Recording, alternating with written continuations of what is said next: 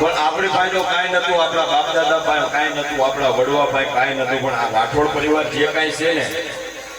એ દાદા ઉકાની દેવી સામુંડી ને બુટડીની દયાથી છે સાહેબ. અને કદાચ એના નામનો ભરોસો, એના નામનો વિશ્વાસ રાખીને કદાચ દુનિયાની મહેલપા કોઈ બી કામ ધંધાની મહેલપા, કોઈ બી ક્ષેત્રની મહેલપા આગળ હાલ્યા જાય અને દાદા ઉકાની દેવી કહે કે જો કદાચ મારી રાઠોડની વસ્તી જો કદાચ તમારા નેજા ન ફરકાવી દઉં ને તો દુનિયાની મહેલપા હું સોટીલા મોદરની દેવી સામુંડી